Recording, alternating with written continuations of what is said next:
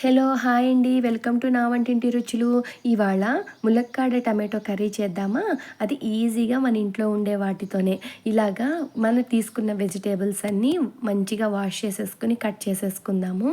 నీట్గా కట్ చేసుకున్నాక మనం బాండీ పెట్టుకుని ఆయిల్ వేసుకుందాం. ఆయిల్ హీట్ అయ్యాకనే ఉల్లిపాయలు పచ్చిమిరకాయలు వేసుకుందాం. ఉల్లిపాయలు పచ్చిమిరకాయలు అనేది మనకి ఆయిల్ హీట్ అయినప్పుడు వేస్తే వెంటనే కలర్ మారుతాయి, అలాగే కూర టేస్ట్ కూడా మారుతుంది. నా ఛానల్లో అండి ఈజీ అండ్ టేస్టీ రెసిపీస్ చెప్తాను, ఒక్కసారి సబ్స్క్రైబ్ చేసి చూడండి. వంట రాని వాళ్ళకు కూడా టేస్టీ ఫుడ్ ఎలా చేయాలో నేర్పించేస్తాను. ఎవరైనా ముందు నుంచే నేర్చుకుంటాం కదండి. సో నా ఛానల్లో మీకు వంట రాని వాళ్ళకు కూడా ఈజీగా, అలాగే ఏ టైంలో ఏం వేసుకుంటే ఎంతసేపు ఉంటే టేస్టీగా ఉంటుందని మీకు చూపిస్తాను. సో మీరు నా ఛానల్ని వెంటనే సబ్స్క్రైబ్ చేసేసుకోండి. వీడియో చూసి వెళ్ళకుండా ఒక లైక్ వేసి ఒక కామెంట్ చేసి వెళ్ళండి.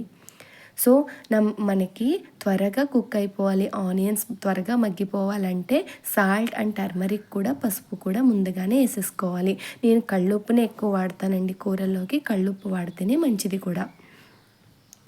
తర్వాత కొంచెం టమాటా ముక్కలు, అలాగే ఇలాగా ములక్కాడ ముక్కలు కూడా వేసేసుకుందాము. చాలామంది రెండు ఒకసారే వేస్తే కూర త్వరగా మగ్గదు, ములక్కాడ ముక్కలు త్వరగా ఉడకు అని చెప్తారు. అదేమీ లేదండి, రెండు కలిపి వేసేస్తేనే టమాటోతో పాటు ములక్కాడ ముక్కకి పులుపు పట్టి టేస్ట్ బాగుంటుంది.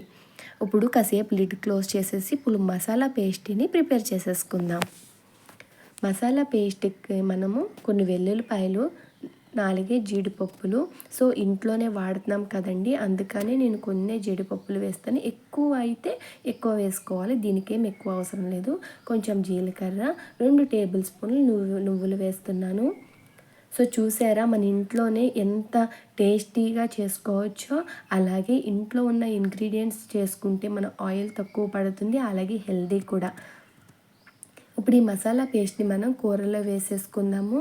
అలాగే మీకు కారం ఎంత సరిపడా పడుతుందో అంత సరిపడా కారం వేసేసుకోండి.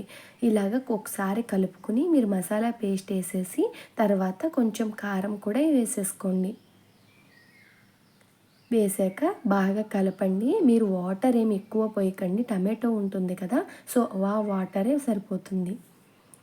ఇప్పుడు బాగా వేసేసాక ఒకసారి కలిపేసి మీరు జార్ని మళ్ళీ వాష్ చేసి ఆ వాటర్ పోస్తే ఈ కూరకి ఆ వాటర్ కరెక్ట్గా కన్సిస్టెన్సీ సరిపోతుంది.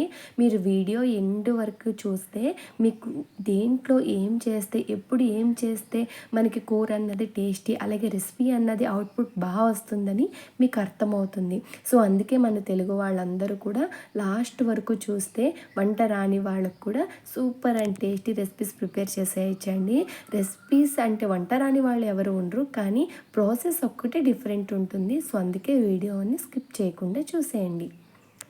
సో ఈ టైంలో కొత్తిమీర వేసుకుని లిడ్ క్లోజ్ చేసేసుకుంటే ఆ ఫ్లేవర్ అన్నది ఆ పీసెస్కి మంచిగా పట్టి సింపుల్ కూర అయినా సరే మనకి అవుట్పుట్ బాగా వచ్చి టేస్టీ రెసిపీ ప్రిపేర్ అవుతుంది.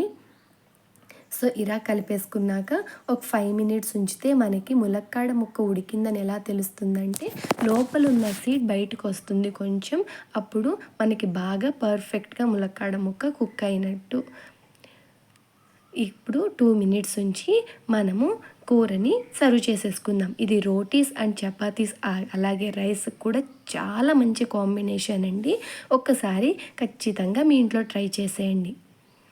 అలాగే నా ఛానల్లో ఈజీ అండ్ టేస్టీ రెసిపీస్ చెప్తాను. నా ఛానల్ని లైక్, షేర్ అండ్ సబ్స్క్రైబ్ చేసేసుకోండి.